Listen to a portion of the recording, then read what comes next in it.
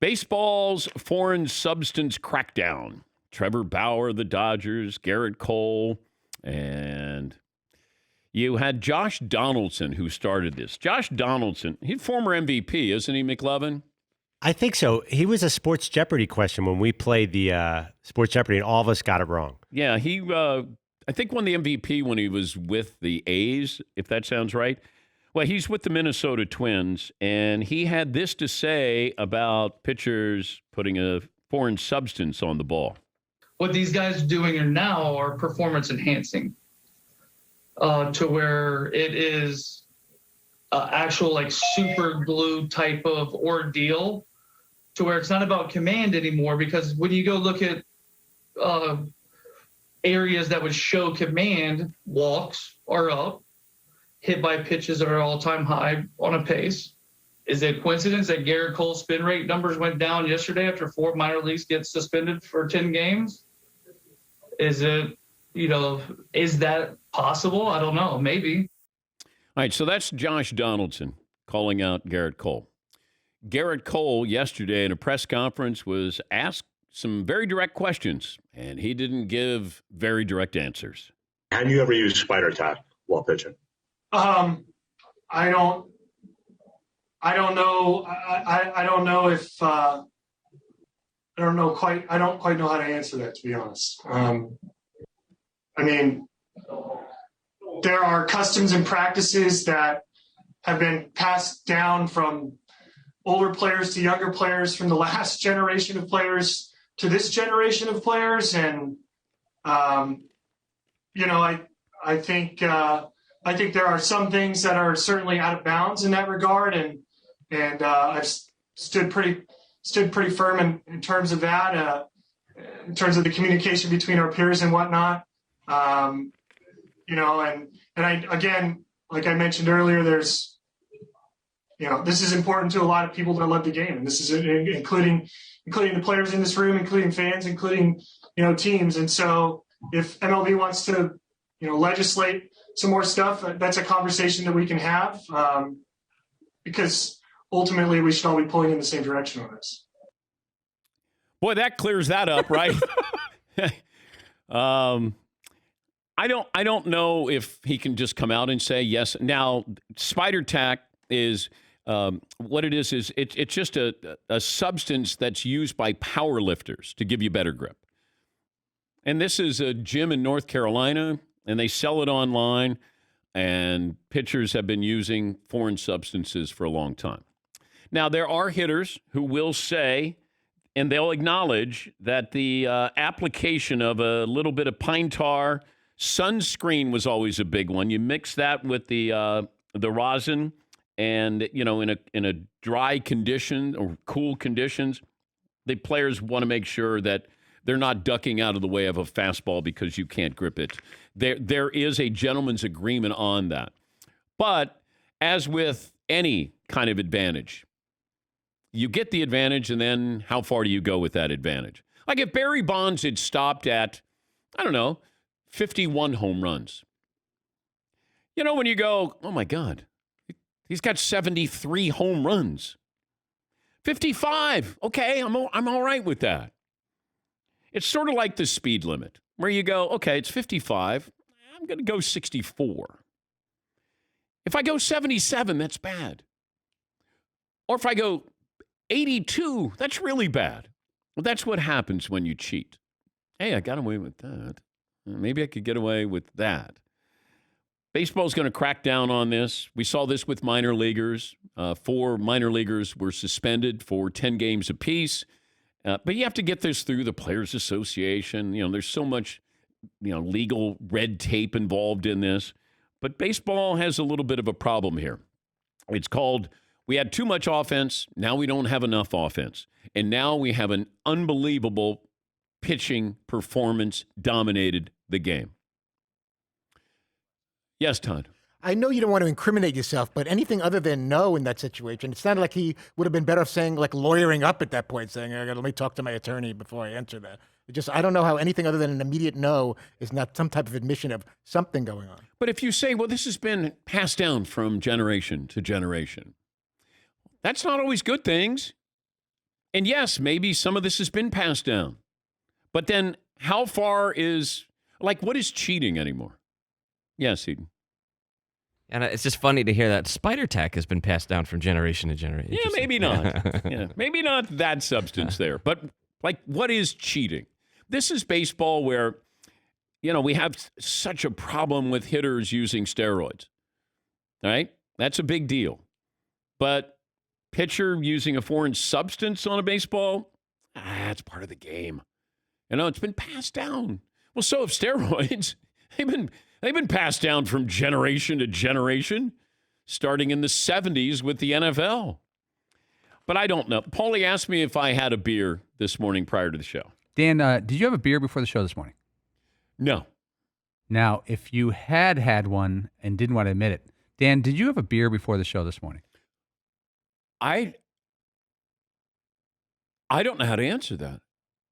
You either had one or you didn't. But I don't know. It's been passed down from generation to generation that, people had a beer for breakfast growing up. But what does that got to do with the exact direct question? But that I just asked you? I don't know how to answer that.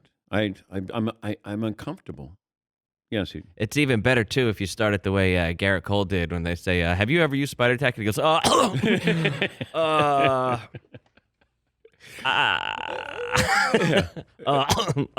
yeah. Garrett Cole, once again, this is a big deal for a couple of reasons, and you have to understand how the media works. If this was a pitcher with the Kansas City Royals, we wouldn't care. You got a Yankee and you got a Dodger, and when ESPN starts to pick up the story, then it becomes a big story. There are a couple of media outlets that had the story and published. Sports Illustrated doesn't have a TV network. They don't have a media empire. ESPN picks it up. Now it's a story. Yes, McLovin. But I was wondering, is it also show that baseball isn't as popular as football because 2 inches of air pressure to football took over the news cycle for 2 years? Yes, you're right about that. But we were apoplectic because it was Tom Brady. If that is throw out a quarterback, if Ryan Fitzpatrick is deflating a football in Miami or any of his other 9 stops in the NFL, nobody cares. Tom Brady's cheating. The Patriots are getting away with something. Then it became a story. It's who is it? Who's covering it? That's how something becomes big, or it just sort of lays there and it goes away. We don't care. Yeah, McLovin. Imagine I hear LeBron likes a little air out of his basketball when he shoots a jumper. That would be... it'd be a big deal. Yes. But I think any other NBA player, I'm not quite sure, like the NBA could get to that level. Now, if you're a petty thief, is that okay? Just don't be a bank robber? Petty thief is lower value. I think it's under $250. Yeah, but you're just a petty thief, right? If you're being passed down from generations, that's what doesn't make sense. It's like, so if you had a relative that was a criminal of some sort, I know it's different than cheating in baseball. That means then you do it. It was passed down from generations. I have a parent and a grandparent that used to shoplift, so that's why I do it. What's the poll question, McLovin? Okay, I think we should put up either this question: should MLB let pitchers get away with what they're doing, or which is a bigger problem, PEDs for hitters or substances for pitchers? I think the lack of offense is hurting the game. Yeah, it is. Yes. I mean, I don't know when's the last time steroids were brought up in baseball? Been a long time. Yeah. But then people after a while were like, we don't care anymore. I mean, they know how to beat the test. That's why I'm always amazed when a marquee guy like Rafael Palmeiro, who had the financial means to be able to hire people to help him beat the system, got caught for a hardcore steroid. But, it's the science involved in this now of what can I take, how much can I take, when can I take it. It's still going on. And it's going to continue going on to go on. It will. Baseball, how much do I let you put on the baseball? Like, how do you go, you can do that, but not that? I mean, do I measure what you have on your, the bill of your hat? Can I inspect you? It's just a slippery slope we're going down. Yeah, McLovin. Do you notice the pitches? Have you noticed the pitches move differently this year? I'm watching just like everybody else. I mean, if I stood in there and faced a 98-mile-an-hour slider from Jacob deGrom, no. But the players know when there's more bite to a baseball, there's more break to a baseball. And look, there has to be some kind of correlation between all of these no-hitters. Batting average is at an all-time low. We can say, well, we're up there for launch angle, and they're just trying to hit home runs. But I think and I'll ask Fernando Tatis Jr. this coming up in the final hour of the show, like, are you okay if they use a little bit of, substance on here? Guys who've doctored the baseball for years. I knew somebody who was a catcher. I knew somebody who was a third baseman. And they would alternate on who was going to scuff the baseball. So catcher could use his shin guard, the side of his shin guard, and you would have the third baseman would have a tack at the base of his glove where his hand goes in, and there'd be a tack there. So he could just cut it just a little bit. Therefore, the pitcher had nothing on him. It was the catcher with his shin guard, and then you had the third baseman had a tack. Now, pitchers have used that before. Remember, Aroldis Chapman looked like he had a birthmark, and he had pine tar on his neck, or either that or looked like a tattoo. I know you want to be able to grip the baseball, but I think, and it's not even a fine line here of gripping the baseball. I always go back to Lester Hayes when he played for the Raiders and he had stickum on his hands. It looked like he had, glue just dripping off his hands. He looked like he just ate a lemon meringue pie, like a 4-year-old. Yeah, and I kept thinking if he ever shook hands with a teammate, we couldn't separate him and his teammate. NFL receivers, they get to wear gloves. Okay. Is that performance enhancing? Which I've said it is. Performance enhancing. Yes, McLeod. But there are rules about how tacky those gloves. They have a level of tackiness. They're supposedly. Can a pitcher wear a tacky glove? On his throwing hand. But could you really pitch with a glove on? That seems crazy. You wouldn't want to. I don't think you want that feel of the baseball, but that would cut down on blisters for these guys. Quarterbacks use them. But also, they don't want to give you that. Now, all of a sudden, I can doctor the glove and how it looks. So now, all of a sudden, I have a white glove on with a white baseball, and I'm throwing it. Try to catch up with that. Yeah, McLevin. It was Michael Pineda in 2014 with the pine tar on his neck, not Chapman. Okay. Right. Yankee teammate, yeah. Okay. And the pictures are unbelievable. Like, he did not do a good job of hiding it. They are wonderful. The pictures are just laugh out loud funny. Yes, Todd. Also, how do you police this during the course of a game? It's incumbent on the umpires to catch somebody. Yeah. Do you get a certain number of challenges every second inning, fifth inning, eighth inning? All of a sudden, you see something weird. What do you do? And then if you're wrong, what happens to you as opposed to being right? But I don't know if people care about this. I mean, really, that's what it comes down to. Do you as a fan care?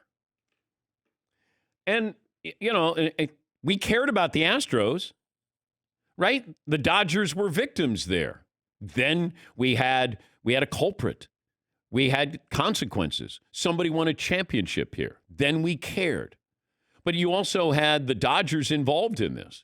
You had some marquee players with the Astros. Like Garrett Cole has never really commented on what happened with the trash can controversy with his team when he won a World Series. He'd prefer to now. Yeah. You don't want to talk about the sticky stuff. Do you want to talk about the 17 Astros and the trash? Yes, I'd love to talk about that, how we cheated there.